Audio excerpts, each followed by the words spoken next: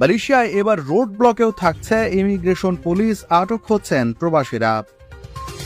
মালয়েশিয়ার federal টেরিটরির road transport department আজ আমপাংয়ের জালান তাসিক তাম্বাহানের আশপাশে অনুষ্ঠিত অফ পেওয়া নামে এক অভিযানে বিভিন্ন অপরাধের জন্য 280 জনকে জরিমানা করেছে।